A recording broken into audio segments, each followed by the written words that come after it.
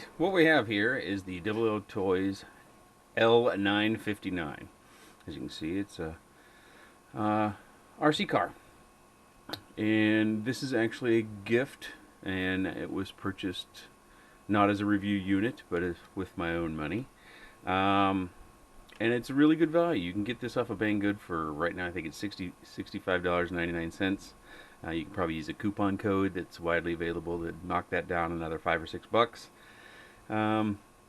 But here are some of the basic features that I would show you that are somewhat deceiving on the website. I mean, it's got a really nice design. When you look at the shocks and the wishbones here, it's not small plastic. It's pretty hardy plastic.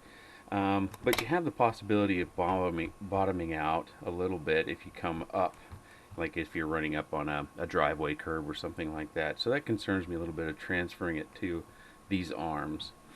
You can't adjust these springs at all. It kind of looks like in the higher end oil-filled shocks that you could turn these.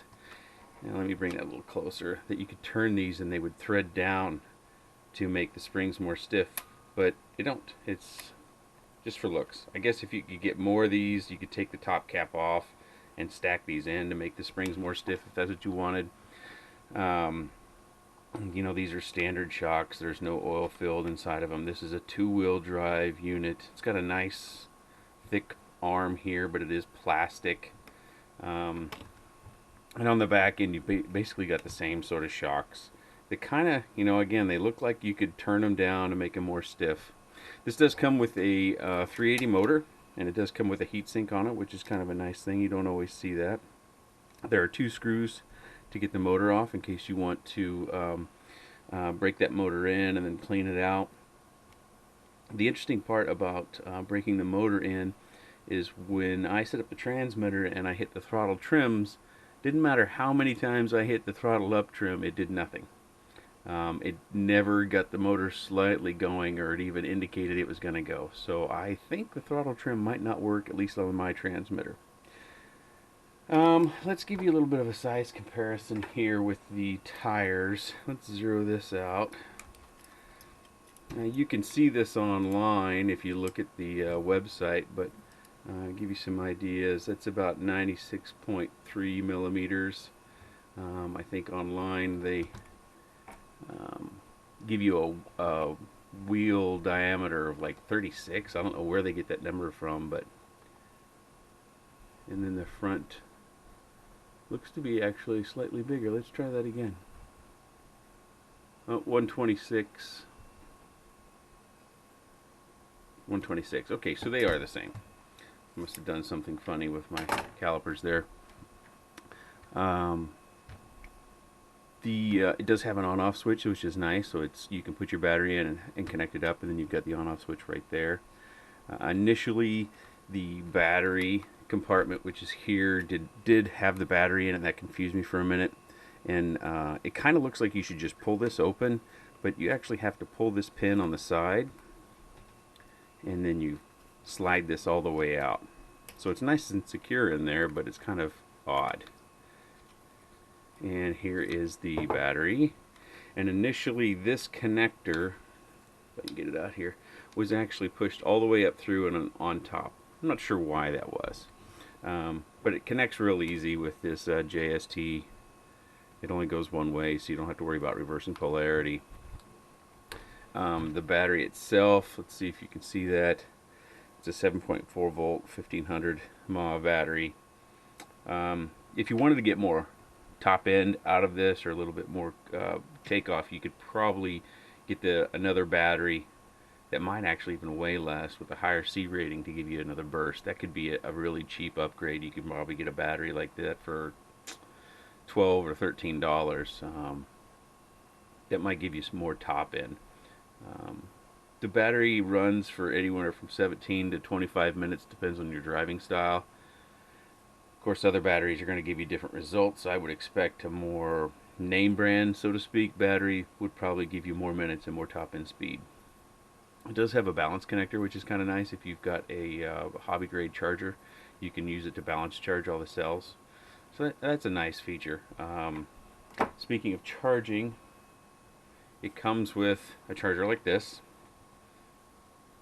This is charger and power. It's real basic. It says it's a balanced charger, but um, I've never known these to be really good at balancing all the cells. It might just balance the battery itself. And it comes with a non-North American plug, but the fine folks at Banggood knew it was being shipped to the United States and included one of these 25-cent adapters, which is great. So this plugs in to this hole in the side, and your battery goes in there. And it has power plugged into the wall. This lights when it's actually charging. This lights when it's done charging. It goes off, and it does take about 2.5 hours to charge. The website says 3, but I think that might be if you run the battery completely flat, which you shouldn't be doing anyways because your battery won't last long. The manual's still in the package. I did look at it. It's pretty standard laser printer, nothing special. It's not a waxy coating. It comes with the antenna cable, which, because this is a gift, I did not include. See if I can find that real quick. The antenna's right here. So you would run that tube down over the antenna, and there's a little hole for that tube to go right there. Hopefully you can see that between those wires. It's a little dark. See if I can get a little light on that. That's, you need to route this back that way. Antenna tube on top, tube in the hole, and it also comes with a little wrench to take care of your tires and wheels. I'll go ahead and put the battery back in. It does have this, I kind of wish it didn't have these blockages around the edge. And you could take your Dremel out and kind of whittle that off. I don't think that would have any negative impact on the structure of the frame and its rigidity if you wanted to try to get larger batteries in there, which, 20 minutes of runtime is pretty good, but maybe you want more.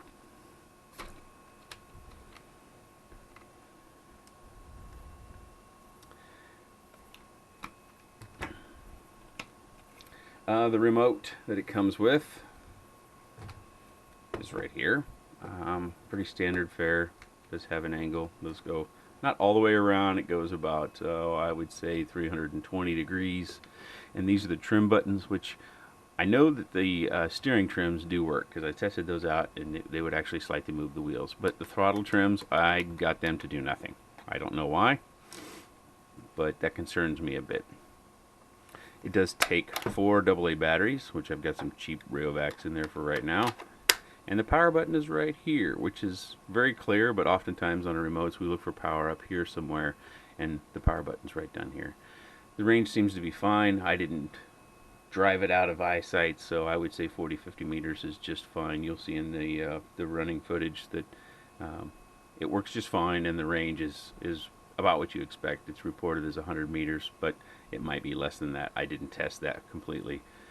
As once it gets past 50 meters, it gets a little bit hard to see and tell which way you're going. The frame has some heft. There's some weight to this. It feels substantial. I think they did a nice job using nice high-grade, thick-sized plastics on this. There isn't a lot of metal. Probably inside the gearbox there might be some metal shafts and things of that nature. I know that the axle here is metal. The axle couple is metal, but I think most of this is really plastic, and you can see with these shocks that if you were to take a really hard hit, that force would be transferred into the arms, which would then come back down into the body frame, and it's supported in 2 ways. It's attached here and on the sides, on both sides, so that attaches back to the frame. That should give you some extra reliability.